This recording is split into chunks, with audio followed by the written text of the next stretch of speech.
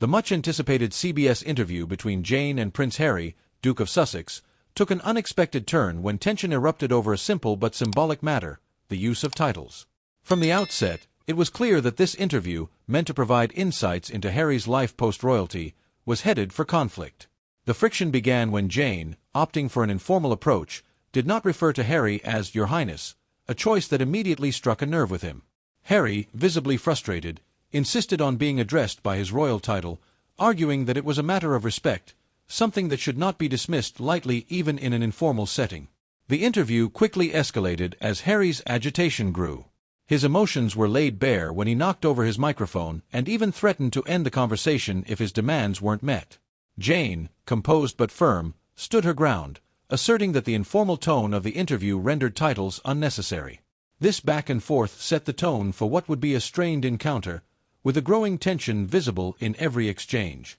Harry's insistence on being called by his title gave viewers a glimpse into the deeper issues he struggles with: his internal conflict between holding on to his royal identity while also attempting to carve out a new life beyond the monarchy. Once Harry's initial outbursts subsided, the interview shifted focus, as Jane steered the conversation towards Harry and Meghan's move to California and their ongoing projects. Yet, the atmosphere remained palpably tense. There was a sense of unresolved tension, a lingering discomfort, as Harry's frustration still simmered under the surface. The real boiling point, however, came when Jane brought up Harry's explosive interview with Oprah, where he accused the royal family of racism. This mention struck a deep chord with Harry, leading him to react angrily once more, accusing Jane of bias and dredging up his painful experiences with the British media's treatment of his family. The interview spiraled into yet another near exit by Harry, who again threatened to leave. It was clear that Jane's question had touched a sensitive nerve, one that Harry was not willing to confront in that moment. He was eventually persuaded to stay, but the air in the room was thick with unease. Harry's visible discomfort and emotional reactions raised questions about his well-being and the impact of constantly revisiting such deeply personal and painful subjects in the public eye. By the interview's end, what had been intended as an exploration of Harry's future projects and new life away from royal duties became a portrait of a man still deeply entangled with the identity he has tried so hard to escape. His insistence on being called Your Highness stood in sharp contrast to the image he has worked to project, of a man detached from the trappings of royalty, focused on building a new, independent identity in the U.S. It left many wondering if Harry truly wants to move beyond his royal status, or if the title, and the legacy it represents, is something he cannot bring himself to let go of. Social media exploded with reactions to the interview, with many critiquing Harry's behavior.